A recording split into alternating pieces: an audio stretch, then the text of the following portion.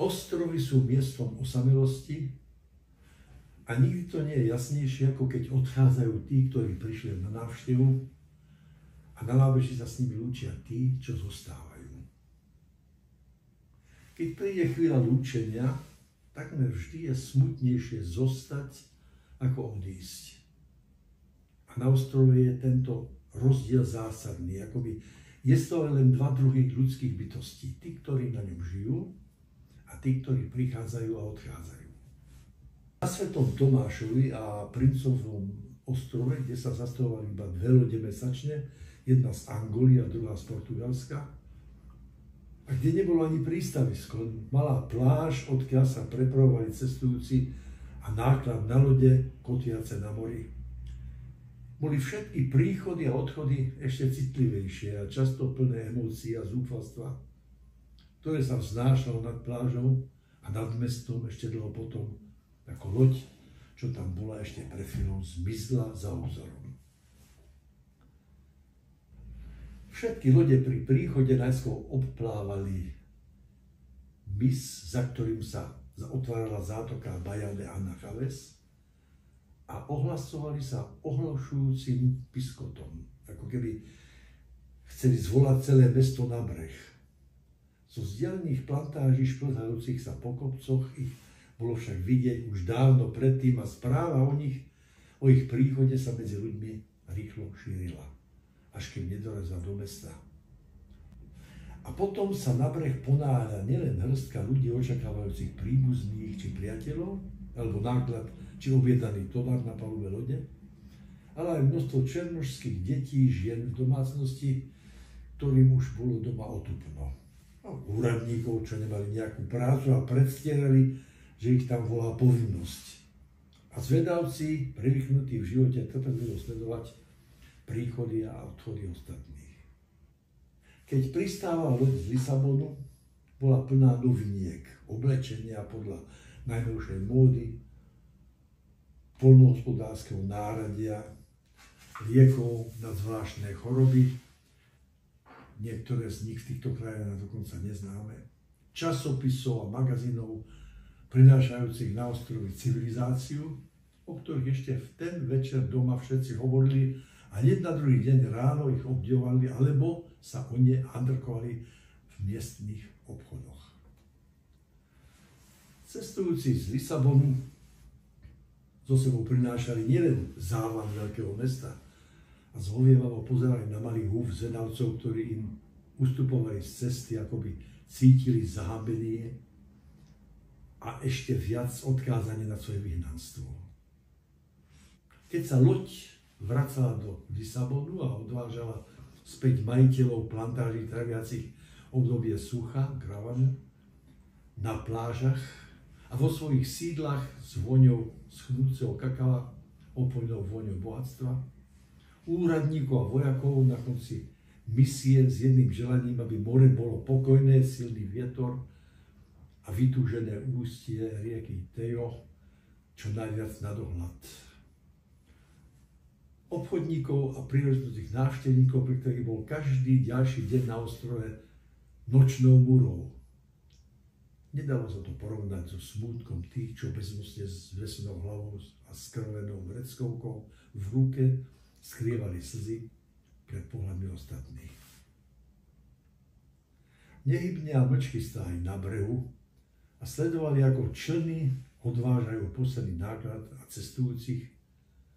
Ako z kominov z parníka začal stúpať dým, so škripotom, ako by na rozlúčku sa zdvíha kotva, parník pomaly vyráža a naberá rýchlosť, aby chcel čo najskôr nechať za sebou tých, čo zostali.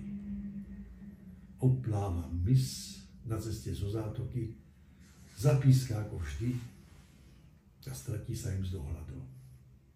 Hoci dúfajú, že možno sa stane niečo nečakané a on sa vráti pokojne. Luis Bernardo sa zriedka zúčastňoval na týchto ceremoniách na brehu. Občas ho tam zaviedli služobné povinnosti pri pristáti alebo vyplávaní lode s nejakým vysokým úradníkom z Angoly alebo z Lisabonského ministerstva. Inak neznášal príchody, rovnako ako odchody. Keď sa však do Lisabonu vracal Joao, išiel sa s ním rozlúčiť. Trocha nešikovne sa objali a hodnú chvíľu tak zostali. Topánky sa im zavarali do piesku. Luis Bernardo mal pocit, že s priateľom odchádza aj kus jeho samého. A Joao sa zase nevedel sa zbaviť pocitu, že keď sa vyslobodil z priateľovho objatia a pomaly sa vzdialoval načene k lodi, dopustil sa zrady.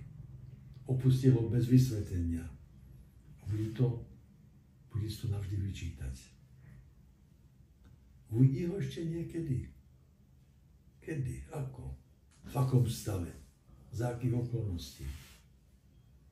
Keď loď zdvihla kotvy a vyplávala na more, Luis Bernardo nečakal na zvyčajný hvist na rozlúčku so svätým Tomášom, otočil sa chrbtom k moru a zamieril v bričke pristavenej obďaleč. Na polceste pocítil, ako ho kto si chytil pod pazuchu a nenápadne sa k nemu pritisol. Znovu sám Luis? Bola to Anna. Zbadali ju, keď cestujúci začali nastupovať. Bola tam s Davidom. Rozlúčili sa so Joanom a aj Luisom Bernardom vystúpili z bričky, ale potom ich už v tom zmetku nevidel. A pomyslel si, že po splnení priateľskej povinnosti sa vrátili domov. Ale nie. Anna tam bola stále. No keď prebehol rýchlym pohľadom okolo seba, Davida nikde nevidel. Využil teda príležitosť. Nedávno mi kto si povedal, že keby to záviselo od teba, nezostal by som nikdy sám. Odmlčal sa a mlčky sledoval, ako sa v jej očiach odráža farba mora s tieňmi zapadajúceho slnka, modrá farba, čo náhle stmahla, ako by ju prekryl chvíľkový smútok. Ale hlas mala stále hrejivý a láskavý, presne taký sa mu vybavoval v pamäti, keď na ňu myslel. Luis, je to niečo, čo musíš vedieť a čomu musíš veriť. Nikdy neklamem. Nikdy nič nepredstieram a nezabúram na to, čo som raz povedala. Aj keby som sa mohla ľahko vyhovoriť na situáciu alebo okolnosti. Všetko je v tvojich rukách. Dobre sa na mňa pozri, Luis. Sme tu na pláži. Všetkým na očiach. Nie sme tu sami u teba na balkóne pri splne mesiaca.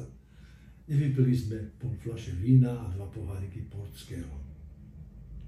Všetko je v tvojich rukách. Ty sa musíš rozhodnúť.